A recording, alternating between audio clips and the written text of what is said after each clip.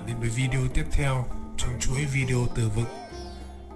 Hôm nay, chúng ta sẽ tìm hiểu chủ đề Media and advertising. 1.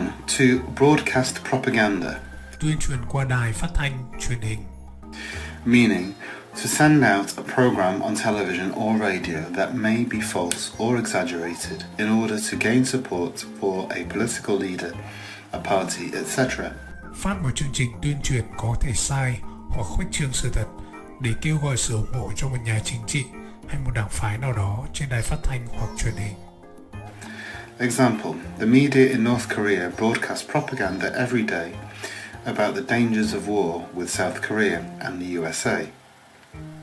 Truyền thông của Bắc Triều Tiên tuyên truyền trên đài phát thanh và truyền hình hàng ngày về nguy cơ chiến tranh Nam Triều Tiên và Hoa Kỳ. 2. A leading article, Bài xã luận, meaning a piece of writing which deals with the most important news item of the day.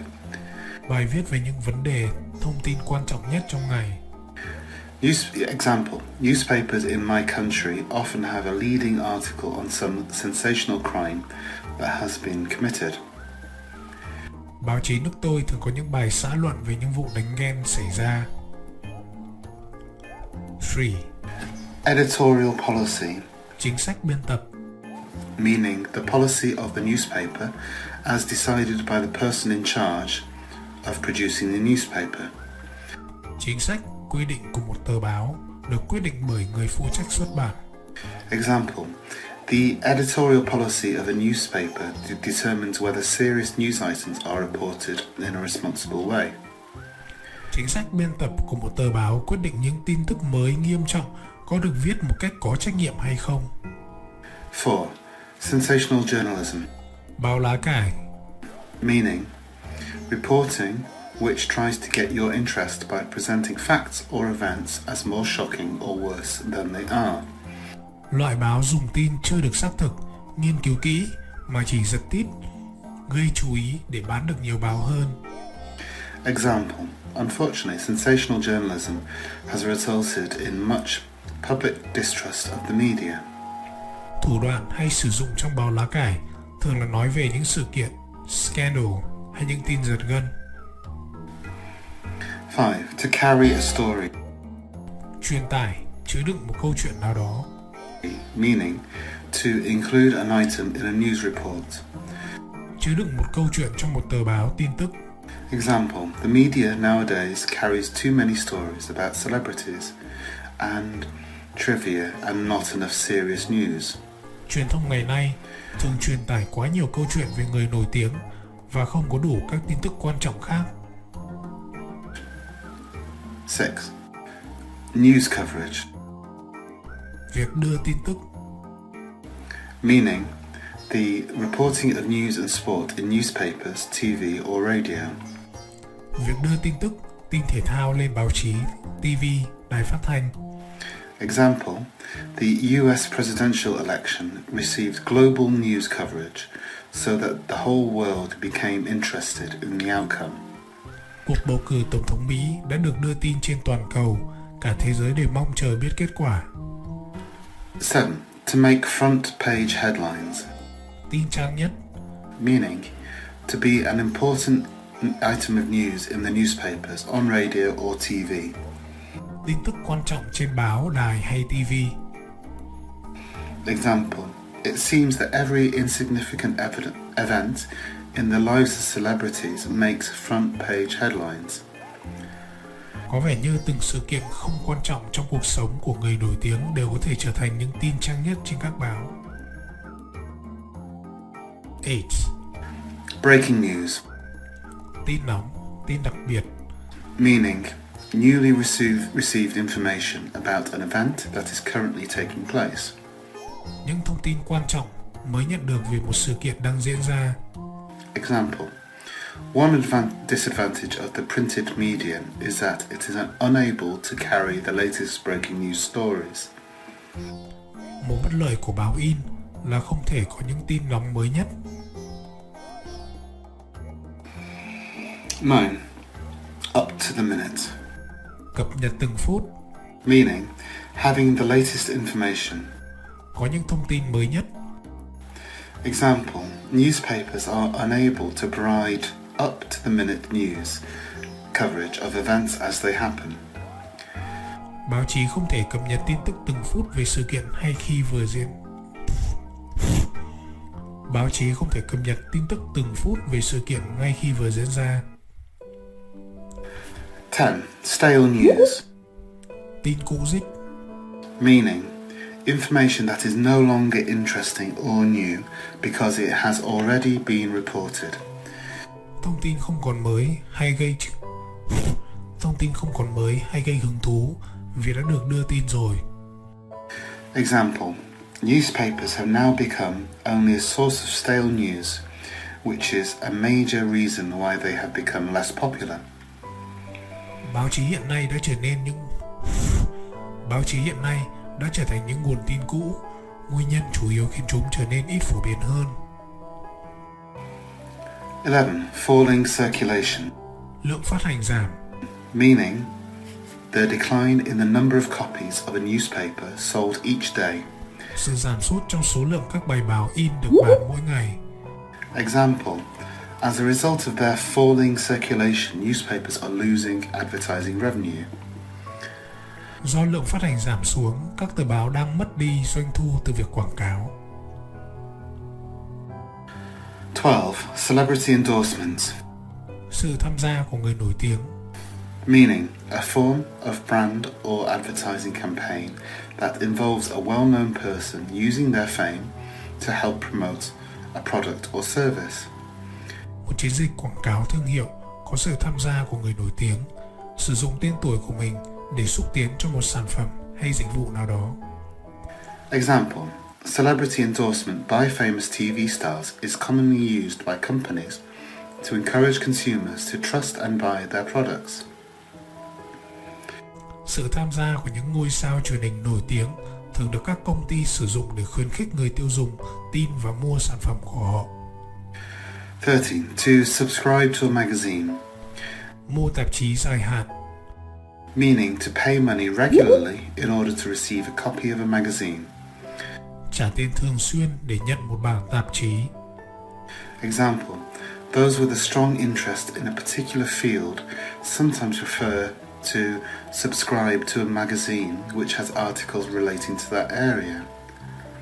Những người có nhiều hứng thú về một lĩnh vực cụ thể có thể đặt mua dài hạn cuốn tạp chí thuộc về lĩnh vực đó.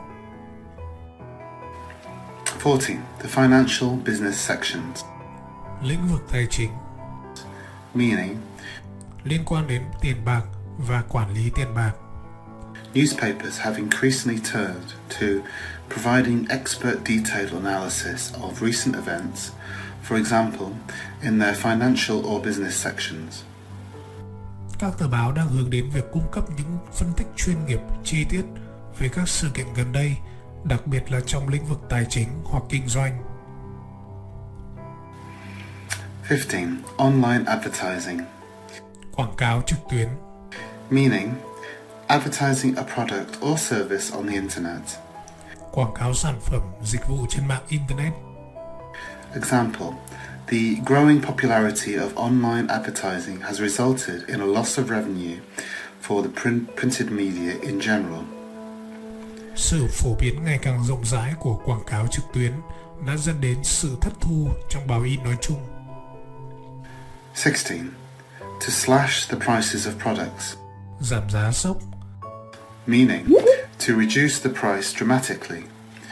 Giảm giá đáng kể.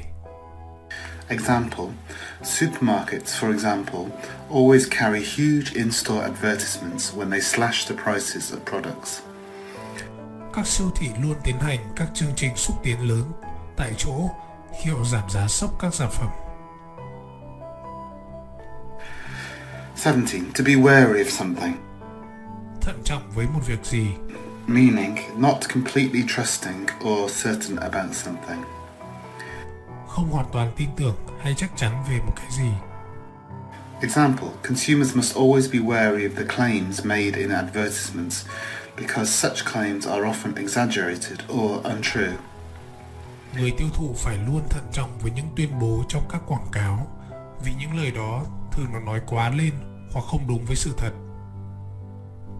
18. To promote their products, Xúc tiến sản phẩm, meaning to make products popular by advertising them. khiến sản phẩm nổi tiếng hơn qua việc quảng bá. Example, most large enterprises contract specialist marketing companies to promote their products. Đa số các doanh nghiệp lớn ký hợp đồng với những công ty chuyên về marketing để xúc tiến sản phẩm.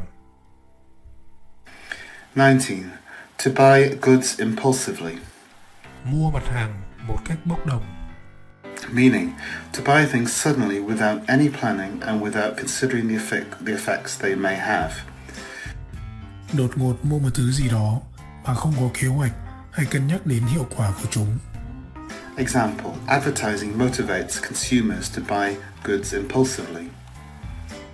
Quảng cáo kích động người tiêu dùng mua hàng là một cách bốc đồng. 20. To be swayed by advertisements, Bị dao động bởi quảng cáo, meaning to be influenced to buy things as a result of advertising. bị ảnh hưởng khi mua hàng bởi quảng cáo. Example, if consumers were not easily swayed by advertisements, the advertising industry would not exist. Nếu người tiêu dùng không dễ bị dao động bởi quảng cáo, thì ngành công nghiệp quảng cáo đã không tồn tại. Market research, Nghiên cứu thị trường, meaning the action of collecting information about what people buy. việc thu thập thông tin về người dân mua một cái gì. Example, in deciding how to promote their products or services, businesses should first conduct market research. Trong việc quyết định xúc tiến sản phẩm hay dịch vụ, nhà kinh doanh trước hết phải cần tiến hành nghiên cứu thị trường. A price war, Cuộc chiến về giá, meaning a situation in which companies or shops continually reduce their prices in order to attract customers away from their competitors.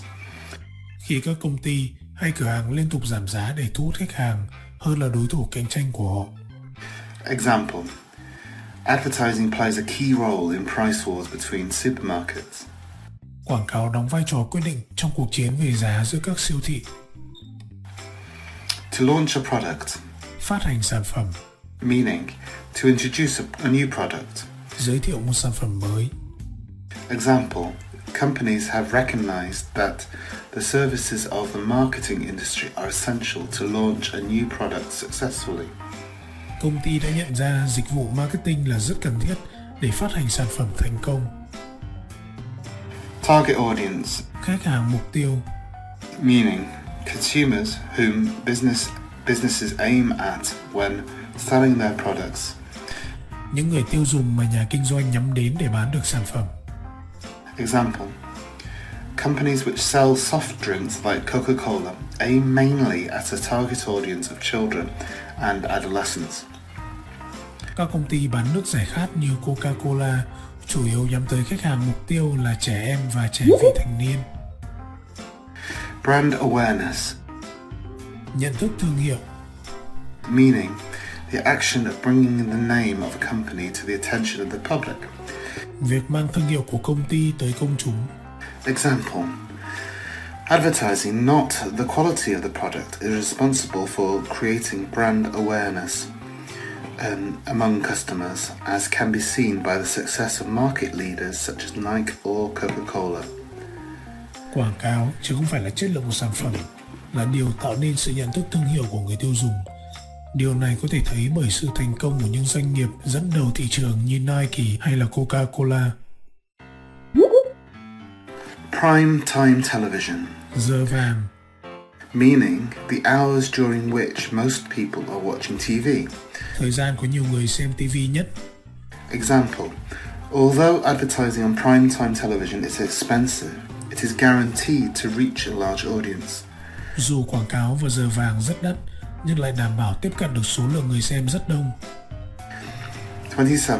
The electronic media, Truyền thông điện tử, meaning broadcast media which use electronic technology such as the internet, television, radio, DVDs, etc. các phương tiện truyền thông sử dụng công nghệ điện tử như mạng Internet, TV, đài phát thanh, DVD. Example, in contrast to print media, the electronic media are growing in popularity, especially among the youth. Trái ngược với truyền thông giấy, truyền thông điện tử đang ngày càng phổ biến, đặc biệt đối với giới trẻ. 28. To impose regulations on, Đặt quy định cho cái gì? meaning to control something by means of rules. Kiểm soát cái gì bằng các loại quy định. Example, governments must impose regulations on the advertising industry in order to protect consumers. Chính phủ cần đặt quy định cho ngành quảng cáo để bảo vệ cho người tiêu dùng. 29. Commercial advertising, Quảng cáo thương mại. meaning advertising on the radio or television between or during programs. Quảng cáo trên đài phát thanh hoặc truyền hình giữa các chương trình. Example, commercial advertising on television provides the revenue for most TV channels. Quảng cáo thương mại trên TV mang đến nguồn doanh thu cho đa số các kênh truyền hình.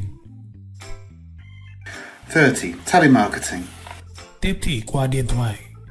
meaning a method of selling things or taking orders for sales by telephone. Một cách bán hàng bằng điện thoại. Example, telemarketing has become a growth industry employing millions of people across the world. Tiếp thị qua điện thoại đã trở thành một nghề phổ biến, có hàng triệu người trên khắp thế giới làm nghề này. Ok, bài học của chúng ta kết thúc ở đây. Rất mong rằng các bạn có thể tận dụng tốt những từ vựng này để hoàn thành bài thi IELTS một cách xuất sắc. Hẹn gặp lại một video khác. See you again.